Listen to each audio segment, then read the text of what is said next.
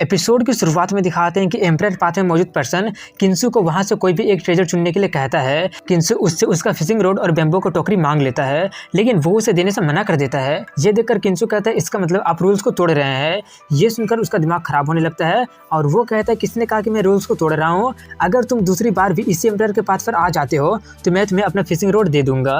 किंसु कहता है अगर ऐसी बात है तो ठीक है, ये डील रहा। वहीं पर वो हंसते हुए कहता है ज्यादा स्मग मत बनो, मैं तुम्हें ये बताना भूल गया था कि इस वर्ल्ड में सिर्फ कुछ ही एम्परर के पाथ हैं और एक एवरेज कल्टीवेटर अपने लाइफ में सिर्फ एक ही बार एक पाथ को ओपन कर सकता है। अगर तुम दूसरी बार भी यही वाला पाथ को ओपन करना चाहोगे तो ये बिल्कुल इम्पॉसिबल होगा। किंसु कहता है कि मैं भी आपको एक बात बताना भूल गया कि ये एम्परर का पाथ मेरे द्वारा खोला नहीं गया है, बल्कि किसी और ने खोला है और वो नहीं आई थी, इसलिए उसके बदले मैं आ गया। ये सुनकर उसका बोलती ही बंद हो जाती है और वो कहता है जल्दी से निकल जाओ यहाँ से। किंसु उससे कहता है ज़्यादा गुस्सा मत कीजिए, मुझे लगता है कि आप बूढ़े हो गए हैं और यहाँ पर अकेले रह रहकर बोर हो गए थे, इसलिए मैं तो बस यहाँ पर आपको बोरियत खत्म करने के लिए आ गया था। ये सुनकर वो और भी जितने इरिटेट होकर कहते हैं कि मैं यहाँ पर सिर्फ कई सालों से फिशिंग ही करते आ रहा हूँ, लेकिन इसकी उम्मीद बिल्कुल भी नहीं थी कि आज मैं तुम्हारे जैसे बंदे के जाल में फंस जाऊँगा। लगता है कि तुम काफ़ी ज़्यादा लकी थे, लेकिन तुम्हारे पास कोई भी एम्परर वाला अपीयरेंस है ही नहीं। किंसु पूछता है क्या मैं अभी भी इनमें से कोई ट्रेजर को चुन सकता हूँ? वो कहते हैं बिल्कुल तुम चुन सकते हो। ये सुनकर किंसु उनसे पूछता है कि आखिर इन ट्रेजर के बारे में स्पेशल है ही क्या? वो उसे एक चाबी देते हुए कहते हैं कि इसका ओरिजिन काफ़ी ज़्यादा मिस्टीरियस है, जो कि अनजान गोड रियल्म को ओपन कर सकता है। इतना बोलकर वो सोचता है कि ये चाबी सच में काफ़ी ज़्यादा वैल्यूएबल है, लेकिन इसका पर्सनैलिटी को देखकर लग रहा है कि ये इस चाबी को ना लेकर किसी और चीज़ को लेने के लिए कहेगा और ऐसे में इससे आसानी से चीट कर पाऊंगा। लेकिन वहीं पर किंसु वही वाला चाबी ले लेता है। ये देखकर उसका चेहरा का हाव भाव ही उड़ जाता है। ये देखकर वो उससे पूछता है कि आपका एक्सप्रेशन ऐसा क्यों हो गया है? वो कहता है कुछ नहीं, बस आज मैं कुछ ज़्यादा थक गया हूँ, इसलिए अब तुम्हें यहाँ से चले जाना चाहिए। किंसु उससे कहता है कि आपके आगे भी रास्ता है और वो और भी आगे जा रहा है, इसलिए मैं आगे जाना चाहता हूँ। अगर मैं लकी हुआ तो मुझे आपके जैसा और भी अच्छे अच्छे पर्सन मिल जाएंगे। ये बोलकर वो जाने लगता है, लेकिन वहीं पर ये देखकर उसका दिमाग काफ़ी ज़्यादा खराब हो गया होता है और वो किंसु को एक लात मारकर भगा देता है और कहता है कि कितना ज़्यादा अजीब बच्चा था, ना सिर्फ दूसरे के खोले हुए रास्ते पर आ गया था, बल्कि उसका नाम भी यहाँ पर छप गया है। ग्रेट एम्परर का सिर्फ 9 ही पाथ है और ज़्यादातर लोगों का नाम लिस्ट में तब आता है जब वो लोग एटलीस्ट 3 पाथ पर होते हैं, लेकिन ये बच्चा तो कुछ ज़्यादा ही लकी था। अब आगे क्या होगा ये देखने में और भी ज़्यादा मज़ा आएगा। ये बोलकर वो वहाँ से गायब हो जाता है। वहीं बाहर में उन लोगों को दिखाते हैं जहाँ पर वो लोग कह रहे होते हैं कि कितना ज़्यादा टाइम हो गया है, मुझे नहीं लगता कि हमें और भी ज़्यादा टाइम इंतजार करना चाहिए। और सभी लोग भी ऐसे ही कहने लगे होते हैं कि मुझे भी लगता है कि वो loser 18th sun of God बचा नहीं होगा। किलिन भी कहता है कि अब ज़्यादा देर इंतजार नहीं करना चाहिए, ऐसा तो सभी पिचेस खराब हो जाएंगे और उससे भी जरूरी होली मेडन के साथ बात करने वाला सेरेमनी है। वहीं पर होली मदर बाइजो से कहते हैं कि अब काफ़ी ज़्यादा देर हो गया है, मुझे लगता है कि 18th को जरूर कुछ हो गया होगा। बाइजो कहते हैं कि ये तो सिर्फ एक एम्परर का पाथ ही है, क्या हो सकता है अगर वो नहीं आया, इसका मतलब वो वहाँ पर मजे कर रहा होगा। ये सुनकर वो कुछ बोल ही नहीं पाती है और बाकी के लोग कहते हैं कि उसकी मेट तो काफ़ी ज़्यादा टैलेंटेड और एरोगेंट से भरी हुई है और कहते हैं कि अगर किंसु मारा जाता है तो उसका मेट। ये बोलकर वो सभी लोग नाचने लगते हैं। वहीं पर जून अपने भाई से कहते हैं कि यही किंसु का एंड है, अगर तुम एक डिसेंट लाइफ नहीं जीते हो तो तुम्हारा भी किंसु के जैसे हाल हो जाएगा। गुआन कहता है बट मुझे ऐसा फील हो रहा है जैसे कि वो बिल्कुल ठीक है।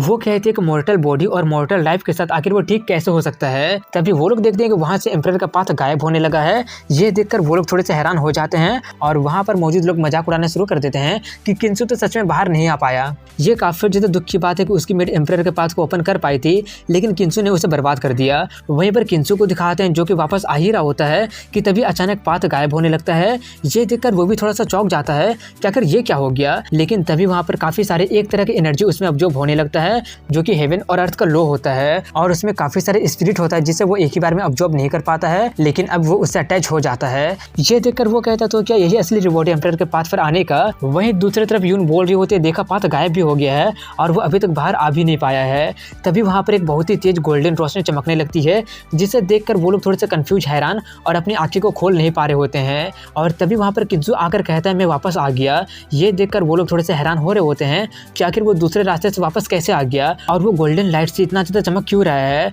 दूसरा कहता है कि ये गोल्डन लाइट शायद हेवन और अर्थ का लो है। वहीं पर ये देखकर किलिन गुस्से में कहता है डैम ये मरा क्यों नहीं। और होली मेडन इमोशनल होकर कहती है वो वापस आ गया। होली मदर कहती है कि वो सिर्फ वापस ही नहीं आया है, बल्कि उसका एक्सपीरियंस भी एक्स्ट्राऑर्डिनरी होगा। वहीं पर किंसु हेवन और अर्थ का लो को ऑब्जर्व कर रहा होता है और करने के बाद नीचे आ जाता है। उसे देखकर होली मदर उससे पूछती है कि वहाँ पर क्या क्या हुआ, तुम्हें इतना देर कैसे लग गया। और ये भी कहती है अगर तुम बताना कन्वीनियंट नहीं समझते हो तो तुम नहीं बता सकते हो। ये सुनकर वहाँ मौजूद सभी लोग काफी ज्यादा एक्साइटेड और क्यूरियस होने लगते हैं। किंसु बताते हैं कि ज्यादा कुछ नहीं हुआ, हुआ, मैं बस वहाँ पर एक ओल्ड मैन से मिला था। मैंने देखा कि वो काफ़ी ज़्यादा अकेला था, इसलिए मैं उससे कुछ देर तक बातें किया था, लेकिन वो बुढ़ा काफ़ी ज़्यादा गुस्सा वाला था, इसलिए उसने मुझे लात मार के भगा दिया। ये सुनकर होली मदर कहती है, क्या मार के भगा दिया? तुमने वहाँ पर एक पर्सन को देखा? ये देखकर वहाँ मौजूद लोग बातें करने लगे होते हैं कि जिस तरह से वो वापस आया है वो काफ़ी ज़्यादा डेजलिंग था, लेकिन वो बोल रहा है कि उसने एक पर्सन को वहाँ पर देखा, वो तो सिर्फ फेंक रहा है। और सभी लोग कहने लगे होते हैं कि वो तो सिर्फ झूठ बोल रहा है। किंसु कहता है, विश्वास करो या मत करो, वैसे भी मैं तुम लोगों से आर्ग्यू नहीं करना चाहता हूँ। होली मदर कहते हैं कि ग्रेट एम्परर का पाथ तो इन्फिनाइट है और सभी पर्सन का खुद का डेस्टिनी होता है, इसलिए 18th के लिए वहाँ पर किसी से मिलना इम्पॉसिबल नहीं हो सकता है। वैसे भी हमारे यहाँ पर भी एक रिकॉर्ड है कि हमारे याओची के लॉर्ड अपने एक पूर्वज से मिले थे। दूसरी कहती है कि एम्परर के ग्रेट एम्परर बनने से पहले वो भी पाथ में किसी से मिले थे और किंसु का भी सेम एक्सपीरियंस हुआ है। वहीं पर वो लोग अभी भी इस बात पर विश्वास करने से मना कर रहे होते हैं। तभी होली मदर कहती है कि आज का किंसु का एम्परर का पाथ का ट्रिप काफी ज्यादा अविश्वसनीय था, जिसने भीड़ की आंखें खोल कर रख दिया है। और सबसे कहते हैं कि ये secret pitch 18 son of God को मिलता है, जिसे सुनकर कुछ लोग थोड़े से हैरान हो जाते हैं और किंसु उसे लेकर किलिन से बोल रहा होता है कि इसका फ्रेगमेंट सच में काफी ज्यादा कमाल का है, क्या तुम इसे स्मेल करना चाहते हो? ये देखकर किलिन का दिमाग काफी ज्यादा खराब हो जाता है। वहीं पर किंसु यून से कहता है कि रिलेटिव होने के कारण मैं तुम्हें इसे छूने के लिए दे सकता हूँ, लेकिन वो अपना मुंह घुमा लेती है। ये देखकर किंसु कहता है कि यहाँ पर तो बंच ऑफ बोर्डिंग लोग हैं। ये बोलकर वो उसे बाइजू को खाने के लिए दे देता है। वो उसे काफी खुश होकर लेते हुए कहती है कि मैं एक अच्छा सा जगह ढूंढकर इसे खाती हूँ। वहीं पर होली मदर सबसे कहती है कि पीचेस को खाने के बाद हमारा सेरेमनी का सबसे इंपॉर्टेंट पार्ट होली मदर के साथ बात करने वाला स्टार्ट होगा। इसके लिए जो लोग भी इसमें पार्टिसिपेट करना चाहते हैं वो लोग एंडलेस पूल की तरफ चल सकते हैं और जीतने वाले को उनके साथ बात करने का मौका मिलेगा। कुछ देर के बाद वो लोग वहाँ पर पहुँच चुके होते हैं, जहाँ पर एक बहुत ही बड़ा सीढ़ी होता है जो कि पूल तक जा रहा होता है। वहीं पर होली मदर उन्हें बता रही होती है कि इस सीढ़ी का नाम स्टारवे टू हेवन है और इसके टॉप पर एंडलेस पूल है, जिसका पानी सबसे ज्यादा स्पिरिचुअल पावर से भरा हुआ है और काफी ज्यादा मैजिकल भी है। और होली मेडन के साथ बात करने पर एंडलेस पूल का पूरा एसेंस का यूज होगा। होली मेडन को ट्रांसफॉर्म होने में मदद करो और उससे तुम्हारा भी काफी ज्यादा फायदा होगा। वहीं पर जून अपने भाई से कहते हो तुम्हें इसमें पार्टिसिपेट करना ही पड़ेगा। अगर तुम इस पूल में एंटर कर जाते हो और उसके साथ बात कर लेते हो तो तुम्हारे इननेट साउथिस्ट क्वालिटी के कारण ये तुम्हारा गॉड बनने का जर्नी को भी स्टार्ट कर सकता है। वो उससे पूछता है क्या तुम्हें लगता है कि इसमें किंसु भी पार्टिसिपेट कर पाएगा? वो कहते हैं कि तुम उसके बारे में चिंता करना बंद करो, तुम्हारा सबसे बड़ा कंपटीटर किलिंग है और किंसु की बात करें तो वो तो तुमसे कंपेयर किया ही नहीं जा सकता है। ये सुनकर वो कहता है बट मुझे ऐसा लगता है कि जैसे कि वो किलिंग को कभी भी खत्म कर सकता है। वहीं पर होली मदर उन्हें बताती है कि एक एक स्टेप ऐसा लगेगा जैसे कि तुम पर पर्वत गिर गया हो, उस पर इतना ज़्यादा प्रेशर है और जितने आगे तुम बढ़ते जाओगे प्रेशर उतना ही ज़्यादा बढ़ते चला जाएगा। ये तुम्हारा फिजिकल स्ट्रेंथ का भी टेस्ट है और जो टॉप पर सबसे पहले पहुंचेगा वही बात के लिए क्वालिफाई होगा। और एंडलेस पूल कल्टीवेटर के लिए काफ़ी ज़्यादा फायदेमंद है, लेकिन उसका पानी काफ़ी ज़्यादा वायलेंट है जो कि ऑर्डिनरी फिजिक बिल्कुल भी सह नहीं पाएंगे, जिसके कारण बात इनकम्प्लीट हो जाएगा। और सबको गुड लक बोलकर कहते कि होली मेडन सबको पूल में इंतजार कर रही है, इसलिए अब तुम लोग स्टार्ट कर सकते हो। वहीं पर ये देखकर सभी लोग बातें कर रहे होते हैं कि हालांकि हम लोग जनरली क्वालिफाई हैं, लेकिन लेजेंडरी हेवन स्टेयर को ट्राई देना तो बनता है। और कुछ लोग किलिन का काफ़ी ज़्यादा तारीफ कर रहे होते हैं कि एक एक स्टेप का प्रेशर काफ़ी ज़्यादा स्ट्रॉन्ग है, जैसे कि आपके जैसे एंशिएंट गॉड का फिजिक सह सकता है, इस बार तो पक्का आप ही जीतेंगे। वहीं पर किंसु किलिन के पास जाकर कहता है क्या तुम मेरे साथ चलना चाहोगे? किंसु कहता है तो ठीक है चलते हैं। वहीं पर वो उससे कहता है कि एम्परर के पास के वक्त तो तुम लकी थे क्योंकि तुम्हारे पास वो मेड थी, लेकिन इस वक्त तुम्हें सिर्फ तुम्हारे पावर पर ही डिपेंड रहना पड़ेगा। ध्यान से कहीं एक दो स्टेप चलने के बाद मेरे सामने नील डाउन मत करने लगना। इसके बाद दिखाते हैं कि सभी लोग चढ़ना शुरू कर दिए होते हैं, जिसमें से कुछ लोग एक दो स्टेप ही चलकर आगे नहीं बढ़ पा रहे होते हैं और कह रहे होते हैं कि यहाँ का प्रेशर इतना ज़्यादा है तो आगे क्या होगा, पता नहीं कौन टॉप पर जा पाएगा। इस तरह के प्रेशर के अंदर मुझे नहीं लगता है कि क्लीन भी कर पाएगा। वहीं पर क्लीन कहता है कि मैं कोई ऐसा वैसा नहीं हूँ जिसे तुम लोग प्रिडिक्ट कर सकते हो। ये बोलकर वो काफ़ी आराम से एक ही बार में 2 स्टेप चढ़ जाता है।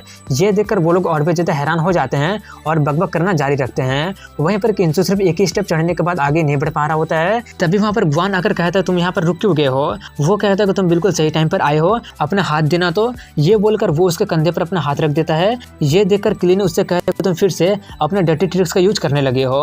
और यही बोलने के साथ यहीं पर इस एपिसोड की एंडिंग हो जाती है।